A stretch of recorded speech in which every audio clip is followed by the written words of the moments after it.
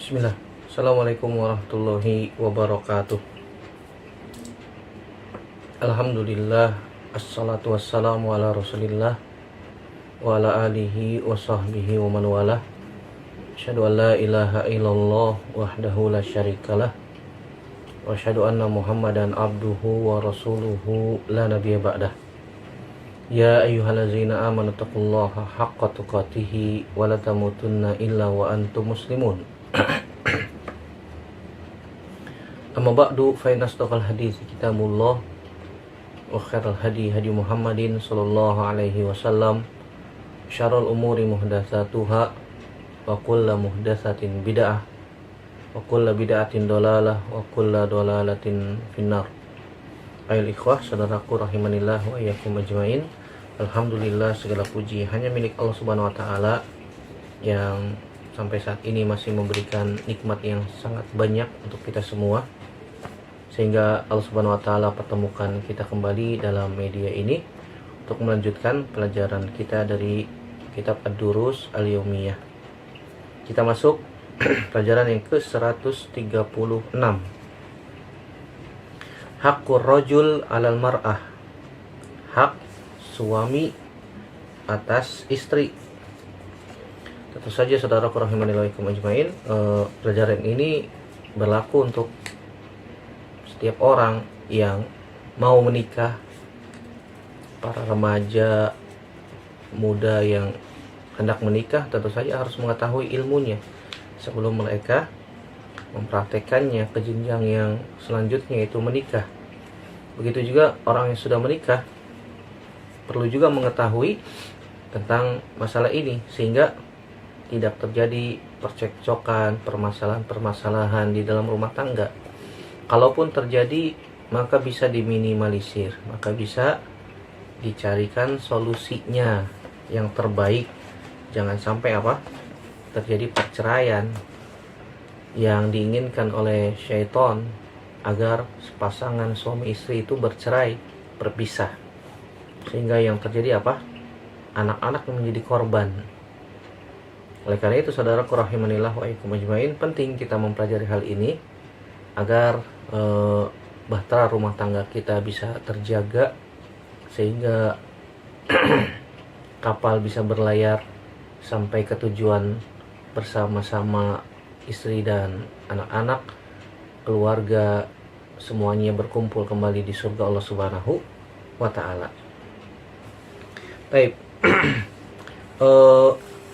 Ketahuilah saudaraku rahimanillah wa ajmain, seorang wanita harus mengetahui bagaimana besarnya hak seorang suami atas dirinya, yang mana Allah Subhanahu wa taala mengatakan dalam Al-Qur'an dalam surat An-Nisa ayat 34. Allah Subhanahu wa taala berfirman, "Ar-rijalu qawwamuna 'alan nisa bima faddallahu ba'dahum 'ala ba'din wa bima anfaqu min amwalihim." Kata Allah Subhanahu wa taala, "Ar-rijal qawwamuna 'alan nisa." Laki-laki itu pemimpin, pelindung bagi istrinya. Bima faddallahu ba'dahum 'ala ba'din. Karena Allah Subhanahu wa taala melebihkan sebagian mereka laki-laki atas sebagian wanita. Wa bima anfaqu min amwalihim, dan juga karena mereka laki-laki telah memberikan nafkah dari harta-harta mereka kepada istri-istrinya.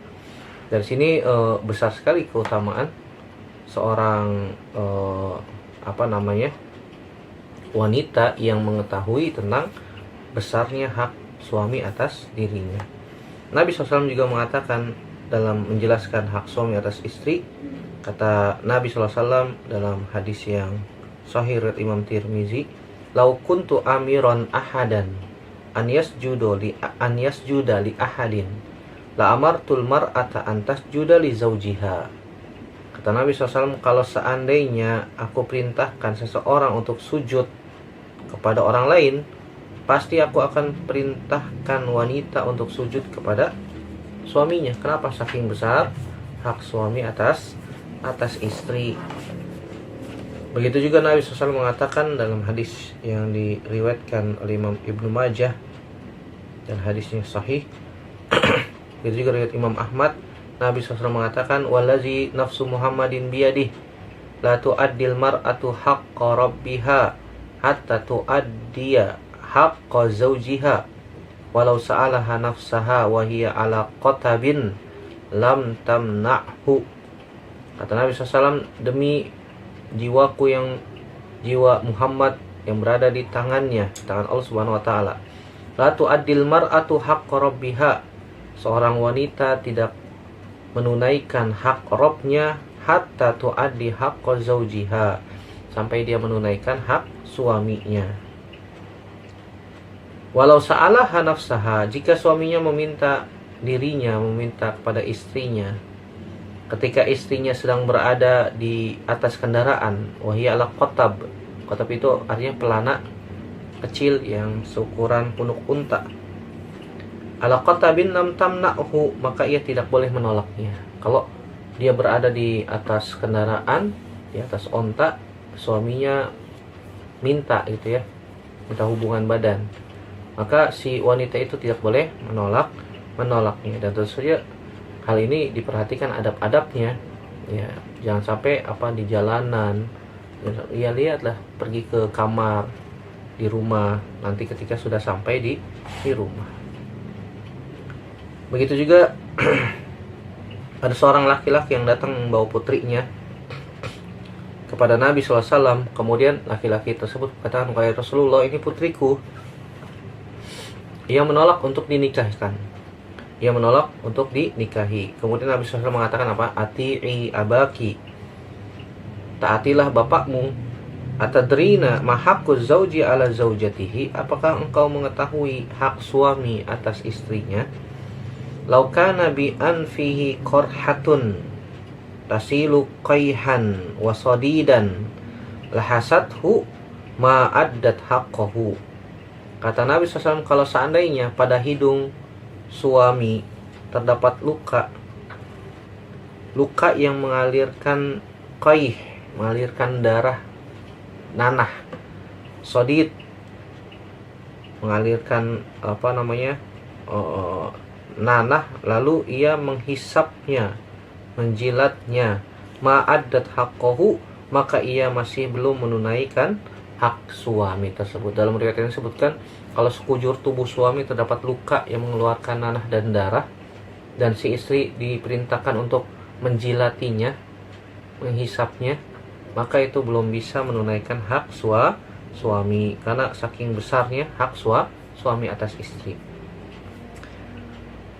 Begitu juga dalam sebuah hadis yang diriwayatkan oleh Imam Abu Nuaim Al-Asbahani, dan hadisnya hasan. Nabi SAW mengatakan, "Al-mar'atu idza shallat khamsaha wa shamat syahraha wa ahsanat farjaha wa ata'at zawjaha fatadkhulu min ayyi abwabil jannati sya'at." Kata Nabi SAW, jika seorang wanita salat 5 waktu, salat wajib, wa shamat syahraha, dan dia puasa di bulan Ramadan, wa ahsanat farjaha, dan menjaga kemaluannya, wa ata'at zaujaha, dan dia mentaati suaminya, fatadkhulu min ayyi abwabil jannati sya'at, maka dia bisa masuk surga dari pintu yang mana saja yang dia mau. Subhanallah. Ini keutamaan seorang wanita yang menunaikan hak-hak suami.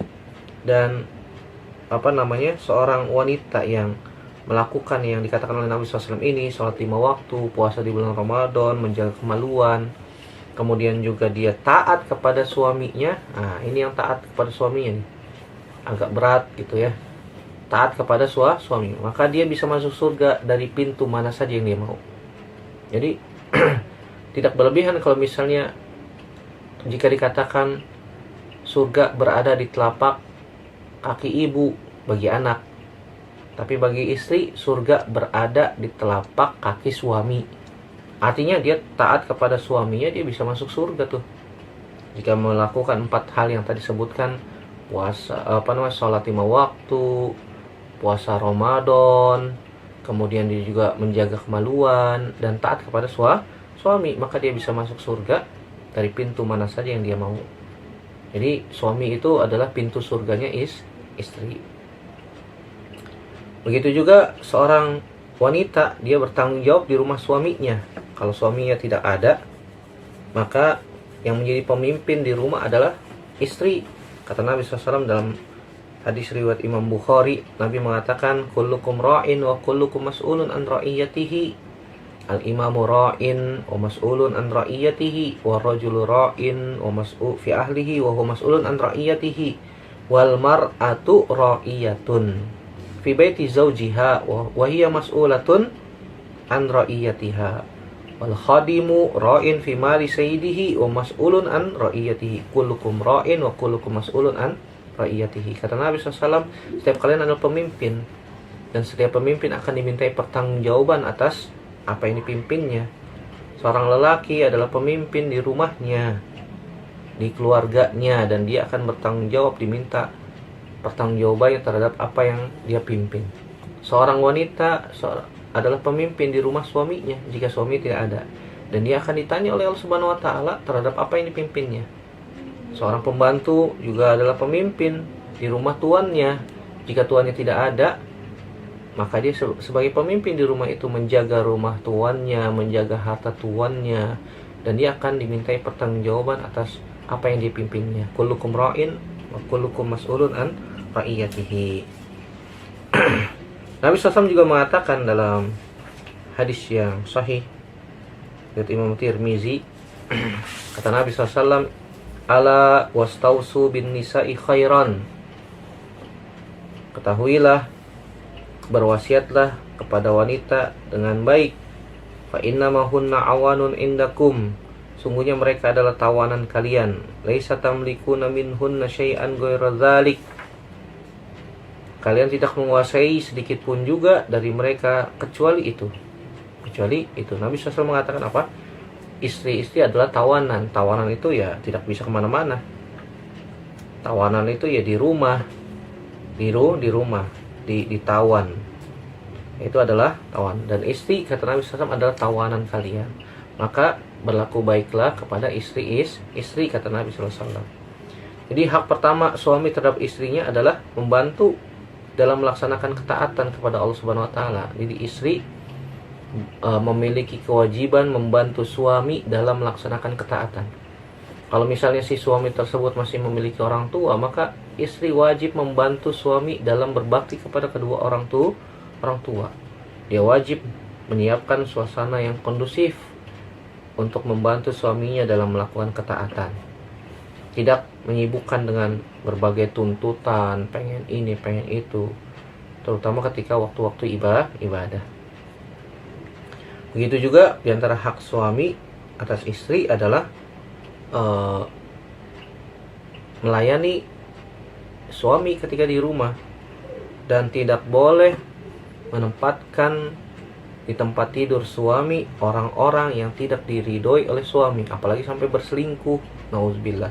Nas'alullah salamata wal afiyah. Di antara hak suami juga, kata para ulama, tidak mengizinkan orang lain masuk ke dalam rumahnya. Tidak mengizinkan orang lain masuk ke dalam rumahnya. Berdasarkan sabda Nabi SAW, wala ya'zanna fi buyutikum liman takrahun. Ia tidak mengizinkan masuk ke dalam rumah kalian orang yang tidak kalian sukai. Artinya kalau tidak diizinkan sama suami, gak boleh bawa masuk orang ke dalam rumah, walaupun itu orang tuanya istri ya. Kalau suami tidak mengizinkan, gak boleh. Walaupun itu saudara istri, walaupun itu saudara dekat istri, kalau suami tidak mengizinkan, gak boleh. Harus melalui izin suami. Harus melalui izin suami. Wallahu a'lam bishawab. Begitu juga di antara hak suami adalah tidak pergi dari rumah suami kecuali dengan izin, yaitu istrinya tidak boleh pergi keluar rumah kecuali dengan izin suami. Kata Nabi SAW, wa alla takhruju min baitiha illa biiznihi, hendaknya ia tidak keluar rumah kecuali dengan izin suami. Hadis riwayat Imam Muslim. Kata Nabi SAW, ala wastausu bin nisa'i khairan fa innama huwa awanun indakum. Ingatlah bahwasanya berbuat baik kepada istri, karena istri-istri adalah tawanan di sisi kalian. Tawanan ya artinya tidak boleh keluar rumah, namanya juga tawanan, kecuali dengan izin dari suami. Kalau suami sudah memberikan izin gimana Ustadz? Ya sudah, boleh, tapi seperlunya. Kalau istri perlu pergi ke warung untuk membeli keperluan masak-masak, apakah harus izin juga Ustadz? Jawabannya, kalau yang sudah biasa pergi untuk keperluan sehari-hari ya tidak perlu izin, nggak ada masalah ya, tidak ada masalah. Tapi semestinya juga suami jangan terlalu saklek, mau beli garam ke warung aja harus minta izin, suaminya sedang bekerja. Ini agak menyulitkan. Yang sifatnya sudah keseharian maka tidak perlu izin, nggak ada masalah. Tetapi alangkah baiknya kalau misalnya si istri juga menjaga hal tersebut agar tidak bermudah-mudah. Mentang-mentang tidak perlu izin ke suami pergi ke warung, akhirnya dia ke warung ngobrol lama, gosip, ujung-ujungnya akhirnya apa? Gibah, ngomongin orang, dosa. Ya kalau sudah selesai keperluannya, membeli sesuatu yang dia perlukan untuk kepentingan rumah, pulang langsung. Jangan ngobrol. Kalaupun ngobrol seperlunya saja, hanya mengucapkan istilahnya say hello saja kepada tetangga. Assalamualaikum, gimana kabarnya Bu? Udah selesai, pulang. Gak perlu ngumpul-ngumpul, ngobrol-ngobrol. Biasa ya wanita kalau ngumpul-ngumpul ujung-ujungnya gibah. Kemudian diantara hak suami atas istri juga adalah tidak melepas pakaian istri selain di rumahnya. Ini wanita harus berhati-hati agar tidak melepas pakaiannya kecuali di rumah. Kata Nabi SAW, "Ma min imra'atin tada'u thiyabaha fi ghairi baiti zawjiha illa hatakatis sitra bainaha wa baina rabbiha." Tidaklah seorang wanita melepas pakaiannya, tada'u thiyabaha fi ghairi baiti zawjiha, selain di rumahnya, selain di rumah suaminya, illa hatakat as-sitra, kecuali ia telah membuka tirai antara dirinya dengan roknya. Artinya ini larangan seorang wanita tidak menggunakan hijab di luar rumah. Ini larangan bagi seorang istri keluar rumah tanpa menggunakan hijab. Kalau dia tidak menggunakan hijab keluar rumah, auratnya terlihat nampak, sama saja dia telah memanen dosa jariyah. Kenapa dosa? Setiap orang yang melihatnya, dia akan mendapatkan dosanya. Coba bayangkan kalau misalnya ada 10 orang melihat dia tanpa menggunakan jilbab, tanpa menutup auratnya, maka dosanya sebanyak itu, sebanyak orang yang melihatnya. Kalau yang lihat 100, tiap hari keluar seperti itu, maka setiap hari dia panen dosa. Na'udzubillah, nas'alullah salamata wal afiyah. Maka ini nasihat untuk wanita-wanita agar menutup aurat mereka. Dan aurat wanita ada seluruh tubuhnya kecuali wajah dan telapak tangan. Kalau wajah dan telapak tangan tidak wajib ditutup dan hukumnya sunnah saja. Jadi hati-hati wahai para istri, wahai para wanita yang sudah balik, yang sudah dewasa, yang sudah remaja, agar senantiasa memakai jilbab, menutup aurat mereka ketika keluar rumah. Di antara hak suami adalah tidak puasa saat suami berada di rumah kecuali dengan izin suami.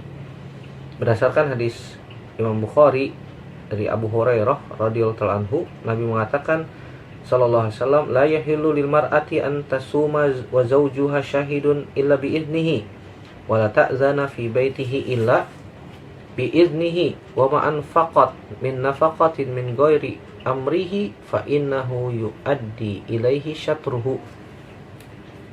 Kata Nabi SAW, tidak halal bagi wanita berpuasa ketika suaminya syahidun, ketika suaminya berada di rumahnya, ya, illa biiznihi, kecuali dengan izin suami. Kalau si istri mau puasa sunnah ya, bukan puasa wajib.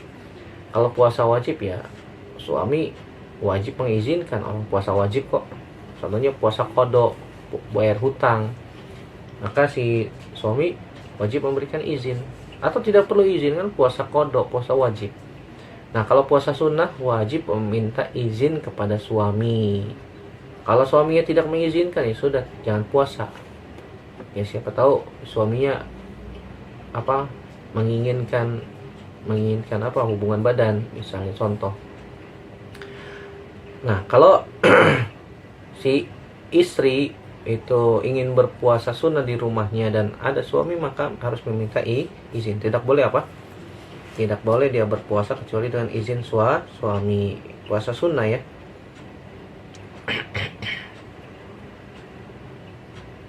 Dan apa saja yang dikeluarkan oleh si istri harus dengan izin suami.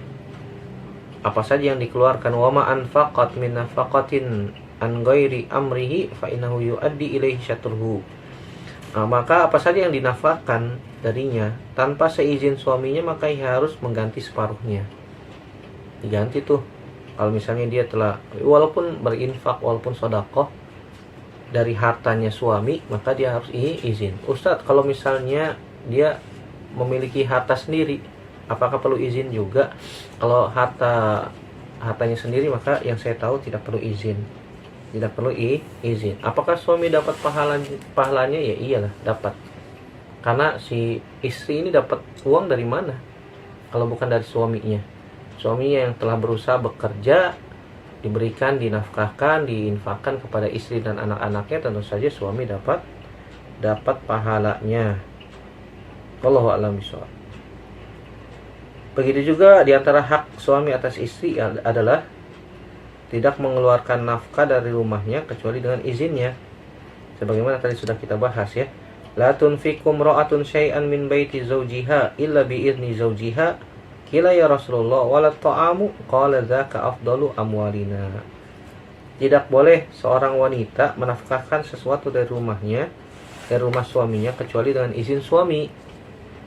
Kemudian Nabi SAW ditanya, wahai Rasulullah, begitu juga makanan? Beliau mengatakan, makanan adalah sebaik-baik harta kita, walaupun hanya memberikan sedikit makanan. Jika suaminya menyetujui, mengizinkan, maka ia boleh mengeluarkannya. Bahkan para ulama sepakat tidak boleh seorang istri mengeluarkan harta sedikit pun dari harta suaminya tanpa izin. Jika ia melakukannya, maka ia mendapatkan dosa, bukan malah mendapatkan pahala. Kecuali kalau tadi harta pribadinya dia ya. Makanya dalam Islam tidak dikenal dengan istilah harta gonogini. Harta suami ya harta istri, harta istri ya harta suami. Harus dipisah. Ini harta suami, ini harta istri. Kalau si istri punya harta pribadi, ya maka tidak ada masalah. Yang saya tahu ya. Wallahu a'lam bishawab. Jika suami menyetujui dan si wanita atau si istri itu bersedekah, maka tentu saja suami dapat pahalanya. Di antara hak suami adalah si istri tidak boleh minta cerai. Ini yang banyak terjadi pada kalangan istri kalau kaum muslimin. Dan Nabi SAW memberikan ancaman bagi seorang istri yang minta cerai kepada suaminya. Dengan apa? Tidak mendapatkan aroma surga. Kata Nabi SAW dalam hadis yang sahih riwayat Imam Tirmizi, ayyuma imra'atin sa'alat zawjaha talaqan min ghairi ba'sin fa haramun 'alaiha raihatul jannah. Wanita mana saja yang minta cerai kepada suaminya tanpa ada sebab yang jelas, maka diharamkan baginya aroma surga. Subhanallah. Aroma surga saja dia tidak dapatkan, apalagi masuk ke dalam surganya. Na'udzubillah. Ini dikhawatirkan seorang istri tidak mendapatkan surga Allah Subhanahu wa taala jika dia suka minta cerai. Di antara hak suami atas istri adalah bersabar atas kefakiran suami.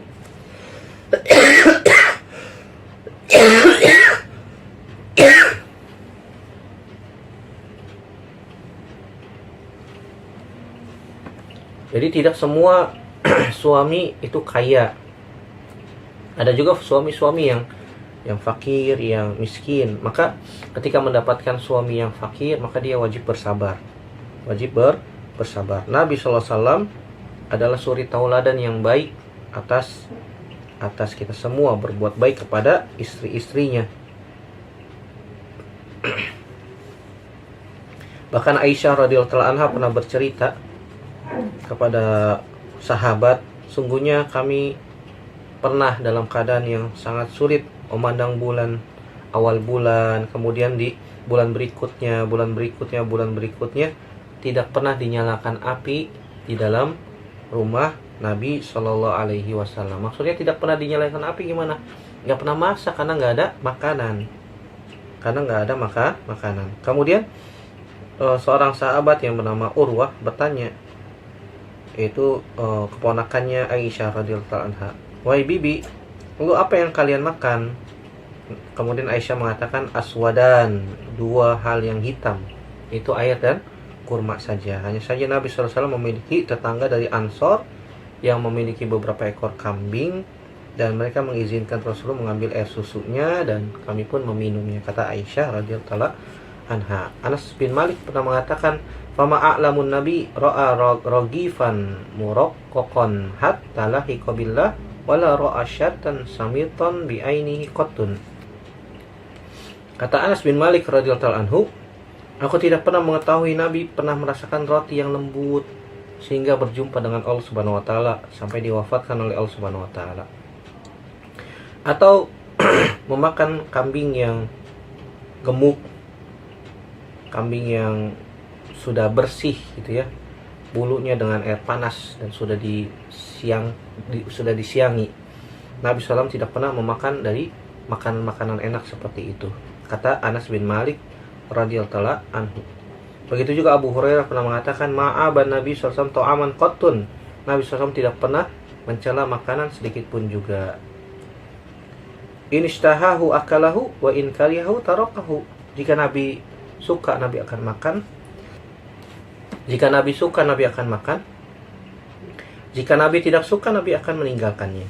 Jadi ini diantara hak suami. Tidak boleh tidak boleh seorang istri itu mengeluh terhadap keadaan hidup dari keadaan suaminya. Kalau suaminya fakir, ya sabar, karena dalam kesabaran terdapat pahala yang besar.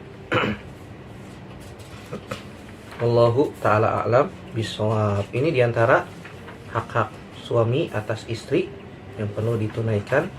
Ini adalah hak-hak suami